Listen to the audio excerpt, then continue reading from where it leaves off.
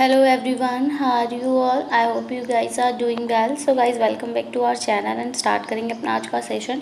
तो आज के सेशन में हम लोग डिस्कस कर रहे हैं एज यूजली आपके UGC NET JRF exam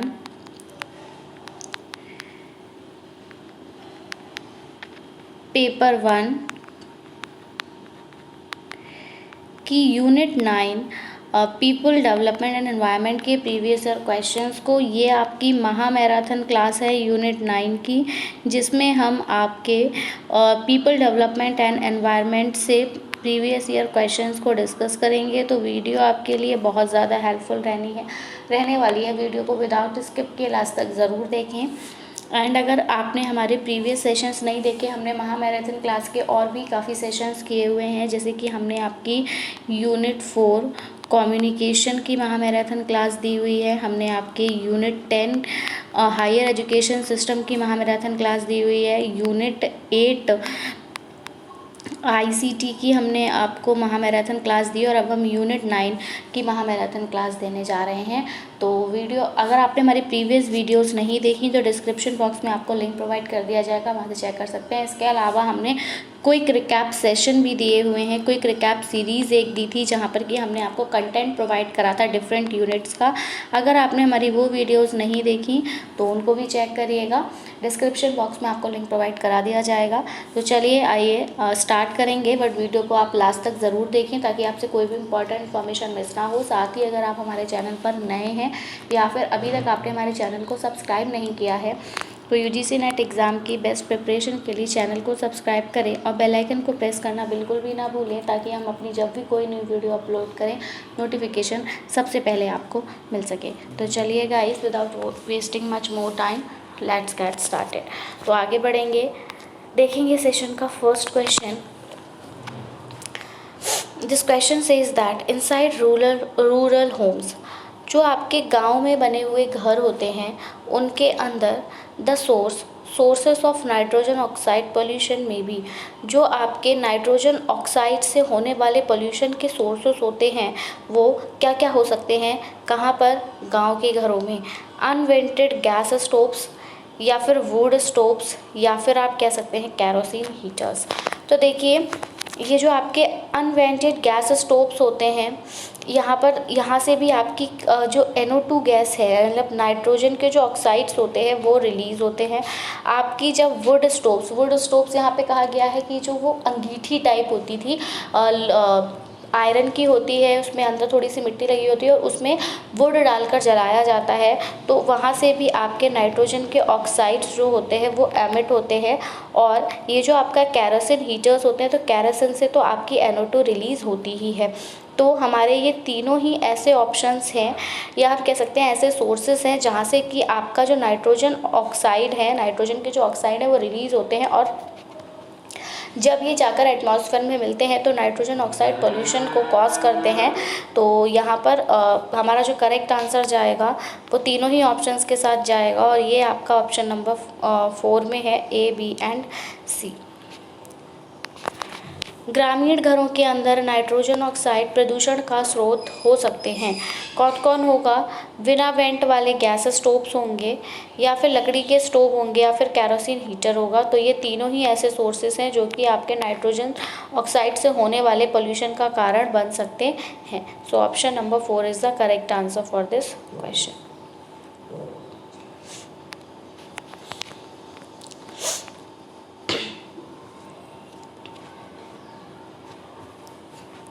question number 2, which of the following pollutants can cause cancer in humans. यहाँ पर आपको पेस्टिसाइड्स दिए हैं, मरकरी दिया है, लेड दिया है एंड ओजोन दिया है। तो देखिए, यहाँ से आपसे पूछा है कि कौन जो है वो ह्यूमन्स में कैंसर, कौन सा पॉल्यूटेंट ऐसा है जो ह्यूमन में कैंसर कॉज कर सकता है। तो देखिए, अगर हम बात करें तो मरकरी की अगर हम बात करें तो आपको पता होगा मरकरी जो है वो कौन सी डिज़ीज़ कॉज करती है, या की है उसने तो मिनीमाटा डिज़ीज़। मरकरी की कंटेमिनेशन की वजह से मिनीमाटा डिज़ीज़ हुई थी, ठीक है। लेड की अगर हम बात करें तो लेड से आपका ब्लू बेबी सिंड्रोम होता है। क्या होता है? ब्लू बेबी सिंड्रोम होता है। दूसरा आता है ओजोन। तो आप सभी को पता है ओजोन क्या है हमारी, तो ओजोन हमारी एक पेल गैस है, ठीक है, जो कि आपके ऑक्सीजन के 3 मॉलिक्यूल से मिलकर बनी होती है और ये हमारे एटमॉस्फेयर की जो स्ट्रेटोस्फेयर लेयर होती है उसमें पाई जाती है, ओजोन लेयर जिसको हम कहते हैं, ठीक है, स्ट्रेटोस्फेयर में ये पाई जाती है। और ये जो ओजोन लेयर होती है ये क्या करती है, जो harmful UV radiation, ultraviolet radiations हमारी अर्थ तक आती हैं उनको रोकती है। और ये अल्ट्रावायलेट रेडिएशंस कहाँ से आती हैं, तो सन से आने वाली अल्ट्रावायलेट रेडिएशंस को अर्थ तक आने से ये रोकती हैं, ठीक है। क्योंकि तो हम कह सकते हैं वैसे तो ओजोन भी, जो ओजोन पे अगर डिप्लीशन होता है, ओजोन डिप्लीशन आपने पढ़ा होगा, तो अगर ओजोन डिप्लीशन होता है तो जो इसके कॉजेज़ होते हैं वो होते हैं कि आपको क्या हो जाता है, कैटरेक्ट यानी मोतियाबिंद की प्रॉब्लम होती है और आपको स्किन कैंसर्स भी देखने को मिलते हैं, ठीक है। तो हम ये कह सकते हैं कि ओजोन भी कैंसर कॉज कर सकता है ह्यूमन्स में, लेकिन यहाँ पर हमसे कहा जा रहा है कि ये ओजोन तो बेसिकली ओजोन लेयर एक बेसिक ऐसा ओजोन लेयर जो है वो आपकी यूवी हार्मफुल अल्ट्रावायलेट रेडिएशंस को आने तक रोकती है अर्थ से, तो हम इसको नहीं मानेंगे। हम जो आपका करेक्ट आंसर मानेंगे that is option number 1 pesticides. कि ये जो पेस्टिसाइड्स होते हैं इनकी वजह से ह्यूमन्स में कैंसर होने की संभावना बढ़ती है। निम्नलिखित में से कौन सा प्रदूषक मनुष्यों में कैंसर का कारण बन सकता है, तो कीटनाशक, पारा, सीसा या ओजोन। तो कौन बनेगा, कीटनाशक बनेगा। ऑप्शन नंबर 1 जो है वो यहाँ पर करेक्ट हो जाएगा।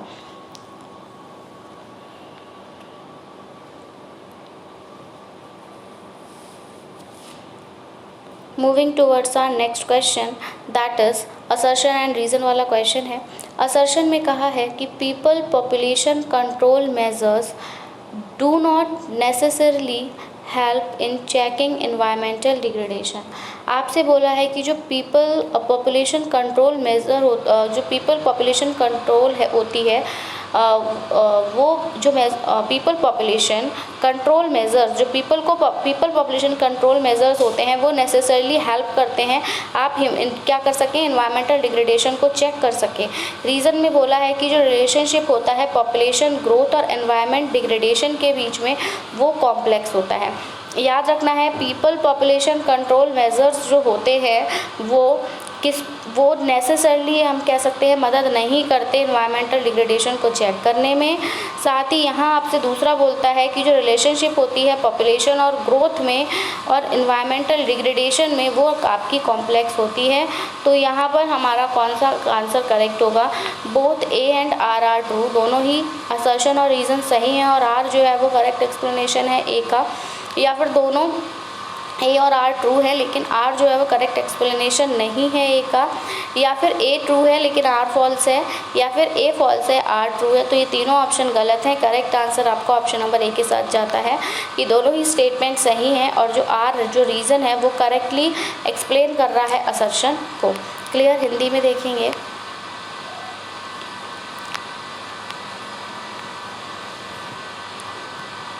जनसंख्या नियंत्रण उपाय आवश्यक रूप से पर्यावरणीय क्षरण को रोकने में सहायक नहीं होते हैं। जो जनसंख्या नियंत्रण उपाय हैं वो आवश्यक रूप से पर्यावरणीय क्षरण को रोकने में सहायक नहीं होते, सही बात है। दूसरा है जनसंख्या वृद्धि और पर्यावरणीय क्षरण के बीच संबंध जो है वो काफ़ी जटिल है, बिल्कुल काफ़ी जटिल है। तो हमारा ऑप्शन नंबर ए जो है वो सही हो जाएगा। जटिल होने की वजह से ही वो उसमें पर्यावरणीय क्षरण में जो है वो क्या शामिल नहीं होते, या हम कह सकते हैं कि सहायक नहीं होते रोकने में।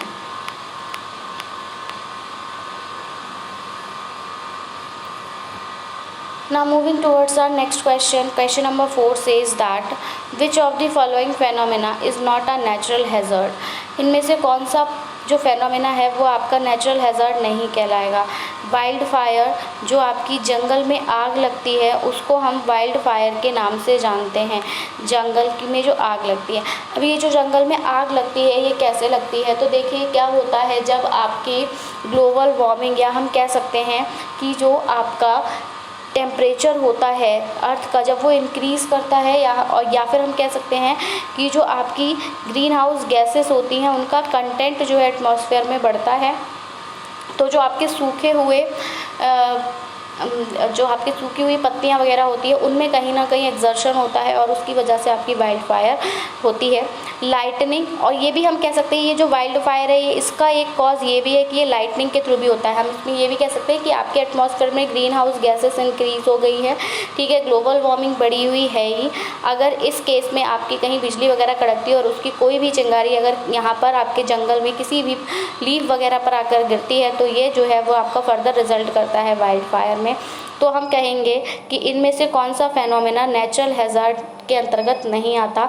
वाइल्ड फायर नहीं आता, लाइटनिंग नहीं आती, लैंडस्लाइड जो आपका भूस्खलन होता है जिसको हम सॉइल इरोजन भी कहते हैं। ये जो सॉइल इरोजन होता है ये क्या करता है, ये सॉइल इरोजन अलग अलग तरह से होता है, थ्रू एयर भी होता है, थ्रू वाटर भी होता है, ठीक है। और तो इसको हम मिट्टी का कैसे भी खिसकना लैंडस्लाइड कहलाता है, और केमिकल कंटेमिनेशन या केमिकल कंटेमिनेशन। तो देखिए अगर आप ध्यान से देख पा रहे होंगे तो वाइल्ड फायर ये भी एक नेचुरल फेनोमेना है, लाइटनिंग बिजली कड़कना भी एक नेचुरल फेनोमेना है, और लैंडस्लाइड भी एक नेचुरल फेनोमेना है। लेकिन अगर हम इस केमिकल कंटेमिनेशन की बात करें तो ये केमिकल कंटेमिनेशन जो होता है ये मैन मेड है, क्योंकि केमिकल्स भी इंसानों ने बनाए हैं और ये जब कोई एक्सपेरिमेंट करते हैं तभी आपका केमिकल कंटेमिनेशन होता है।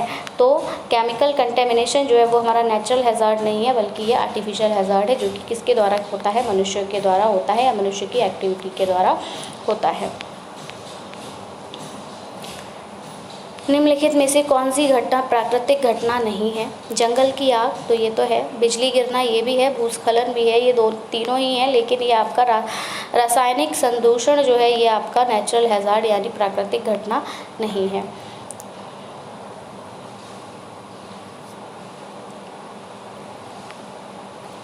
Moving towards our next question, number 15. As part of National Climate Change Policy, national climate change policy के पार्ट की तरह अगर आप देखें तो जो इंडियन गवर्नमेंट है वो प्लान कर रही है to raise the installed capacity of renewable energy by the year 2030। साल 2030 तक जो इंस्टॉल्ड कैपेसिटी है रिन्यूएबल एनर्जी की उसको बढ़ाने की जो प्लानिंग है वो किसके द्वारा की जा रही है, climate change policy Indian government के द्वारा की जा रही है। तो कितना बढ़ाने की जा रही है, 175 गीगाबाइट या 200 गीगाबाइट या फिर 250 गीगाबाइट या फिर 350 गीगाबाइट। तो हमारा यहाँ पर जो करेक्ट आंसर जाएगा here goes with option number 4 कि 350 गीगाबाइट तक बढ़ाने की प्लानिंग की जा रही है, कि जो आपका national climate change policy Indian government है वो आपकी प्लानिंग कर रही है कि इंस्टॉल्ड जो कैपेसिटी है रिन्यूएबल एनर्जी की उसको 2030 तक 350 गीगाबाइट तक बढ़ा दिया जाए। राष्ट्रीय जलवायु परिवर्तन नीति के भाग के रूप में भारत सरकार वर्ष 2030 तक नवीकरणीय ऊर्जा की स्थापित क्षमताओं को बढ़ाने की योजना बना रही है। तो कितना बना रही है, आपका 350 गीगाबाइट बना रही है। अब आपसे यहाँ पे क्वेश्चन मॉडिफाई करके पूछा जा सकता है, आपसे क्वेश्चन पूछा जा सकता है कि जो राष्ट्रीय जलवायु परिवर्तन नीति है, नीति के भाग के रूप में जो भारत सरकार है वो यहाँ पर वर्ष ना देकर आप सोच सकते हैं, भारत सरकार 350 गीगावाट तक नवीकरणीय ऊर्जा की स्थापित क्षमता को बढ़ाने की योजना कब तक बना रही है, ठीक है, या कब किस साल तक बना रही है। तो हमारा आंसर यहाँ पे 2030 जाएगा। तो दोनों तरह के क्वेश्चंस यहाँ से बन सकते हैं।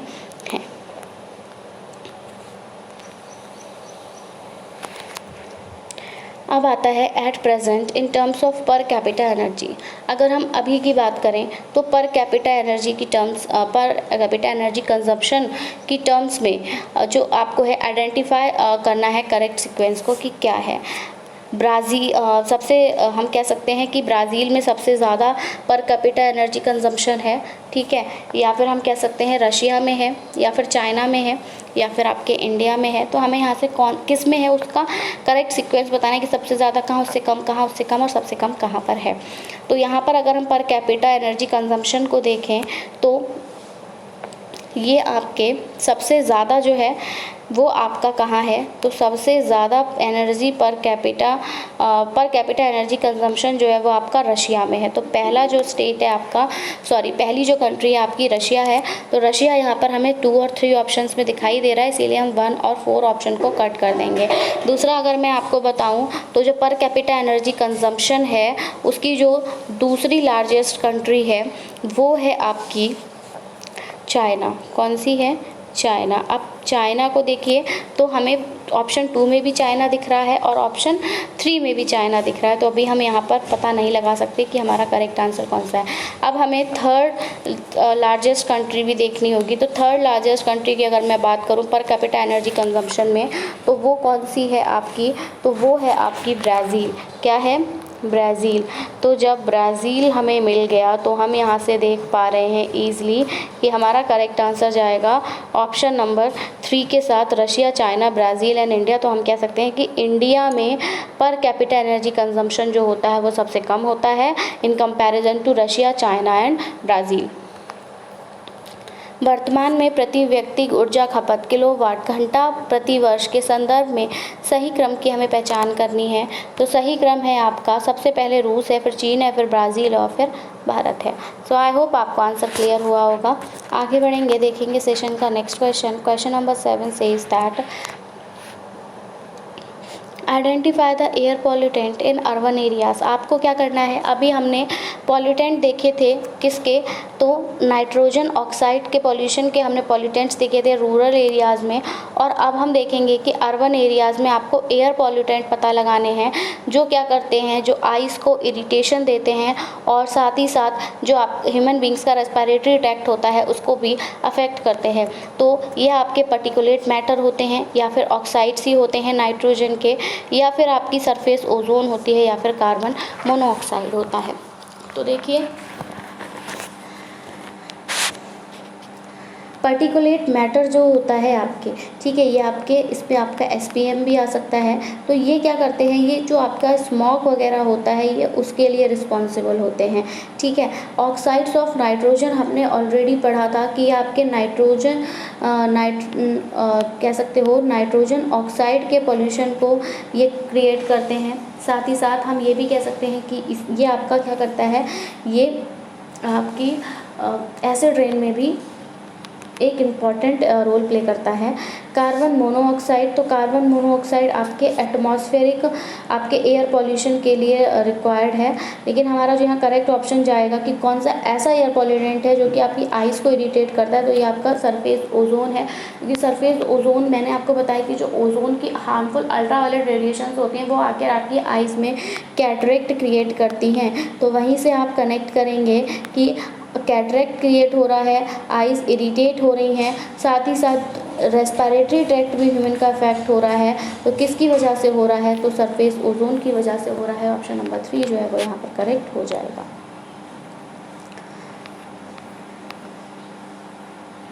शहरी क्षेत्रों में वायु प्रदूषक की पहचान करें जो आँखों और मनुष्य के श्वसन पथ को परेशान करता है। तो कणिका पदार्थ नहीं है, तो स्मॉग वगैरह के लिए संबंधित है।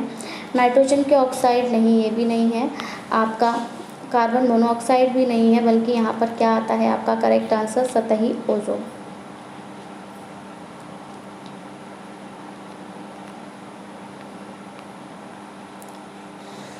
Question number 8 of the session says that which of the following is the largest source of water pollution in major rivers of India? आपकी जो इंडिया में मेजर रिवर्स हैं उनमें वाटर पोल्यूशन का सबसे बड़ा सोर्स क्या है? अनट्रीटेड सीवेज जो जा रहा है उसकी वजह से सबसे ज़्यादा वाटर पोल्यूशन हो रहा है, या जो एग्रीकल्चर रन ऑफ जा रहा है। 1 मिनट पहले हम बात करेंगे जो आपका सीवेज होता है। तो ये जो सीवेज है ये क्या है, तो ये सीवेज आपके घरों से निकलने वाला क्या है, कचरा है कह सकते हैं, ठीक है। तो सीवेज में आपका क्या आ जाता है, तो सीवेज में आपका जो टॉयलेट्स का पानी होता है वो आ जाता है, आपके किचन से जो वाटर निकलता है, ठीक है, वो हो जाता है। और जब आपके टॉयलेट से पानी जाता है तो उसमें भी आपके बाथरूम से जो पानी जा रहा है, तो इन सब में आप क्या करते हो, डिटर्जेंट्स वगैरह का यूज़ करते हो, ठीक है। इन डिटर्जेंट्स में आपके हार्मफुल एलिमेंट्स पाए जाते हैं, फॉस्फेट जो है वो ज़्यादा मात्रा में पाया जाता है। तो ये सब आपके कहाँ पहुँचते हैं, जब ये सब आपके रिवर में पहुँचते हैं। तो ये रिवर में सबसे बड़ा सोर्स माने जाते हैं पॉल्यूशन का। या फिर जो एग्रीकल्चर रन ऑफ है, एग्रीकल्चर रन ऑफ हम मान लीजिए कोई भी आपकी एग्रीकल्चर में क्रॉप है, ठीक है, कोई भी ये आपकी क्रॉप है, ये आपकी एक क्रॉप फील्ड है, इस पे आप किसका यूज़ कर रहे हो, यहाँ पर आप इंसेक्टिसाइड का यूज़ कर रहे हो, यहाँ पर आप पेस्टिसाइड्स का यूज़ कर रहे हो पेस्ट्स को किल करने के लिए, यहाँ पर आप फर्टिलाइज़र्स का भी इस्तेमाल कर रहे हो, ठीक है। तो इस क्रॉप पर आप इंसेक्टिसाइड्स, पेस्टिसाइड्स, फर्टिलाइज़र्स यूरिया वगैरह का यूज़ करते हैं, इसकी क्या बढ़ाने के लिए, इसकी उर्वरकता को बढ़ाने के लिए, इसको कीड़ों पकौड़ों से बचाने के लिए। तो ये जो जितने भी आपने इंसेक्टिसाइड, पेस्टिसाइड, फर्टिलाइज़र्स यूज़ करे हैं, ये आपके कहाँ एब्जॉर्ब कर लिए जाते हैं, तो ये आपके जब ये गिरते हैं नीचे तो ये सॉइल के द्वारा एब्जॉर्ब कर लिए जाते हैं। और जब आप क्या करते हो, इरिगेशन करते हो, या फिर हम कह सकते हैं कि जब आपकी रेनफॉल होता है तो क्या होता है, ये जो सॉइल होती है ये वॉश होके पानी जो होता है सॉइल के साथ जाता है कहाँ पे, रिवर्स में। तो जब रिवर्स में पानी जा रहा है सॉइल के साथ, तो वहाँ पर आपके जो इंसेक्टिसाइड, पेस्टिसाइड, फर्टिलाइज़र्स में जो केमिकल्स थे वो इस पानी के साथ में नदी तक गए हैं, तो वो आपका जो है वो पॉल्यूशन को क्रिएट करते हैं। या फिर जो अनरेगुलेटेड स्मॉल स्केल इंडस्ट्रीज़ होती हैं, जो छोटी छोटी इंडस्ट्रीज़ होती हैं, जहाँ से भी जो भी कोई प्रोडक्ट बन रहा है तो वहाँ से भी आपका वेस्ट वाटर निकलता है, उसको बिना ट्रीट किए डायरेक्ट रिवर में डिस्चार्ज कर दिया जाता है वो। या फिर आपकी जो रिलीजियस प्रैक्टिसेस होती हैं, रिलीजियस प्रैक्टिसेस मतलब जैसे कि आप लोगों के यहाँ पे जो हिंदू कम्युनिटी से बिलोंग करते होंगे उनको पता होगा कि हमारे यहाँ पर क्या होता है, जब नवरात्र होते हैं तब हवन किया जाता है, तो उस हवन की जो राख होती है उसको भी हम लोग क्या करते हैं, नदियों में प्रवाहित कर देते हैं। और भी हमारी अदर रिलीजियस प्रैक्टिसेस होती हैं, जैसे कि आप लोग ये जो गणेश उत्सव होता है, आपका जो गणेश चतुर्थी होती है, वहाँ उसमें आप गणेश जी की मूर्ति को नदी में विसर्जित करते हैं, तो गणेश जी की मूर्ति में कलर वगैरह लगे हुए होते हैं, कलर्स में भी आपके केमिकल्स पाए जाते हैं, ठीक है। प्लास्टर ऑफ पेरिस से कभी कहीं मूर्तियाँ बनती हैं, तो अलग अलग रिलीजियस प्रैक्टिसेस हैं जो जिसकी वजह से भी आपका जो वाटर है रिवर का वो कंटेमिनेट होता है। तो सबके सब जो है वो रिवर पॉल्यूशन में योगदान दे रही हैं, एक रोल प्ले कर रही हैं। लेकिन हमसे पूछा जा रहा है कि सबसे ज़्यादा, हमसे लार्जेस्ट सोर्स पूछा जा रहा है कि पॉल्यूशन का क्या है इंडिया के रिवर्स में। तो देखिए अगर मैं बताऊं तो सबसे ज़्यादा लार्जेस्ट सोर्स जो है वो आपका अनट्रीटेड सीवेज है, जो हमारे घरों से वेस्ट वाटर निकलता है, वो अगर हम बिना ट्रीट किए रिवर में डिस्चार्ज करते हैं तो वो सबसे ज़्यादा पॉल्यूशन को क्रिएट करता है। तो जो लार्जेस्ट सोर्स है वो आपका क्या है, अनट्रीटेड सीवेज। तो ऑप्शन नंबर 1 जो है वो यहाँ पर करेक्ट हो जाएगा। आगे बढ़ेंगे, देखेंगे हिंदी में देखेंगे सेम क्वेश्चन। निम्नलिखित में से कौन भारत की प्रमुख नदियों में जल प्रदूषण का सबसे बड़ा स्रोत है? अनुपचारित सीवेज है, कृषि अपवाह है, अनियमित लघु उद्योग हैं, या धार्मिक प्रथाएं हैं। तो पहली बात तो प्रदूषण जो है वो इन चारों से ही कॉज हो रहा है, लेकिन अगर हम सबसे बड़ी मात्रा में करें तो वो आपका अनुपचारित सीवेज करता है, इसीलिए हम ऑप्शन नंबर 1 के साथ यहाँ पर जाएंगे।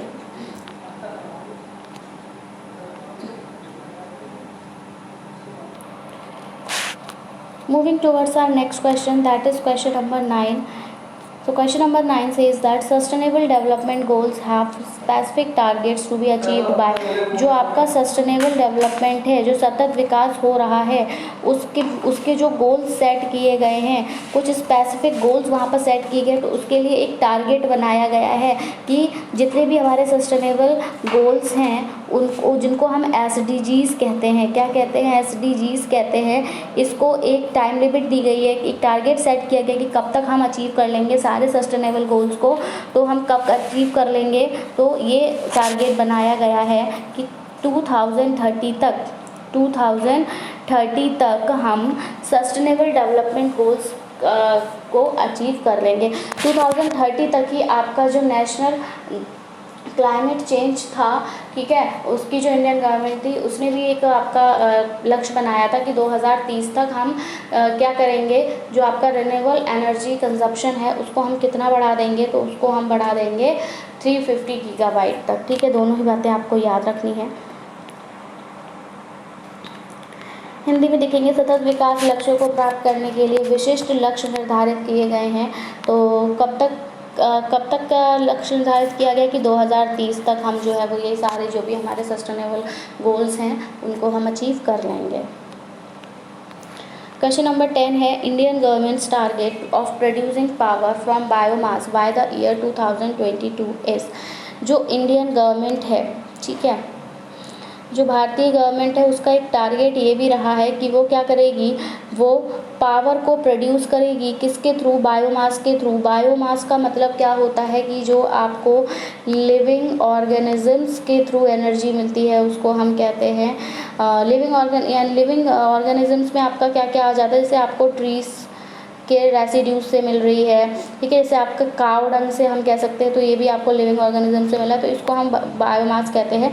तो यहाँ पर वही बोला है कि जो इंडियन गवर्नमेंट है उसका टारगेट है कि वो क्या करेगी, पावर को प्रोड्यूस करेगी बायोमास के थ्रू 2022 तक, मतलब पहले था कि 2022 तक बायोमास के थ्रू पावर को प्रोड्यूस कर लेगी। कितना कर लेगी, तो कितना करेगी, तो ये टारगेट किया गया था कि 10 मेगावाट तक, ठीक है। ऑप्शन नंबर 4 यहाँ पर करेक्ट आंसर है। आपसे क्वेश्चन पूछा जा सकता है कि आप कब तक करेगी नहीं, या फिर ये आपको पूछा जा सकता है कितना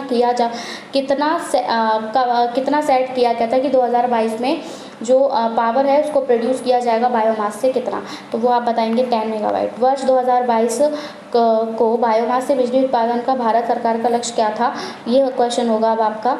तो इसके लिए आपका आंसर जो जाएगा that goes with option number 4 that is 10 megawatt.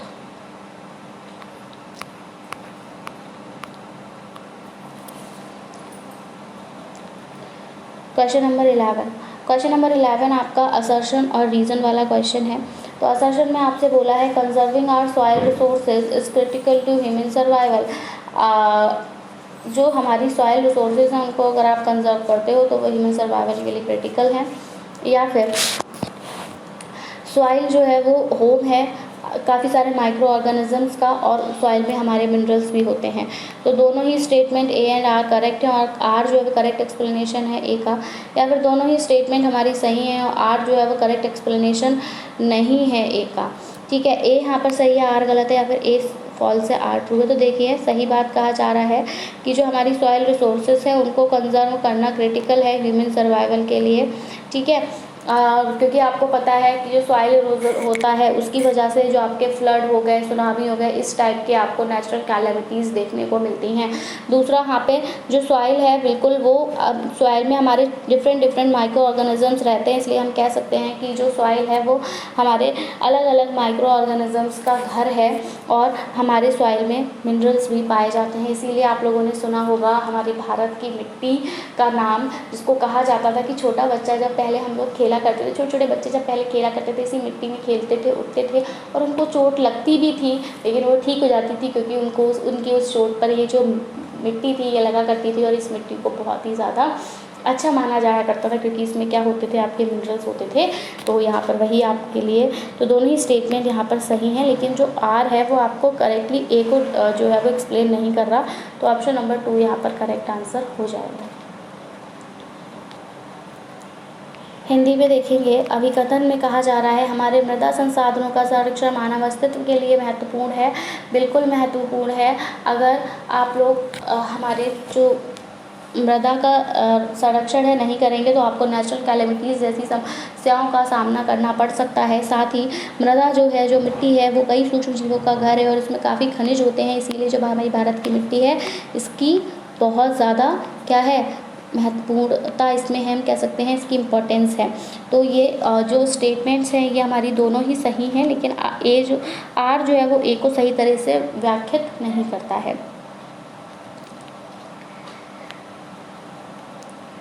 So that's all about our session. I hope आपको सेशन पसंद आया होगा।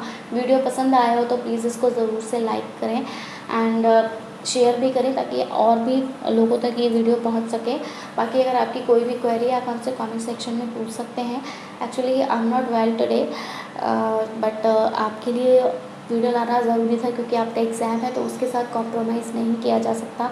हेल्थ के साथ कॉम्प्रोमाइज़ थोड़ा सा किया जा सकता है, तो इस कंडीशन में भी मैं आपके लिए वीडियो लेकर आई सो दैट आपका लॉस ना हो। तो आप उसका फीडबैक मुझे ज़रूर दीजिएगा। अगर आपके लिए मैंने इतनी मेहनत की, मैंने कंटेंट रेडी किया और मैंने ये 30 मिनट्स तक बैठकर आपके लिए वीडियो बनाई, तो प्लीज़ उसका मुझे ज़रूर से कुछ ना कुछ फीडबैक ज़रूर दीजिएगा सो दैट मुझे मोटिवेशन मिले और इस तरह से आने वाली जो भी ऑब्स्टिकल्स होती हैं उनसे मैं डरूँ नहीं और आपके लिए अच्छे से अच्छा कंटेंट, अच्छे से अच्छी वीडियोस ला सकूँ। सो दैट्स ऑल अबाउट टुडे। मिलेंगे हम इसके सेकंड पार्ट के साथ, जहाँ हम इसके आगे के क्वेश्चंस को कंटिन्यू करेंगे। So that's it, I will be coming back with it second part. Till then take care and bye bye. Thanks for watching. Thanks, have a nice day.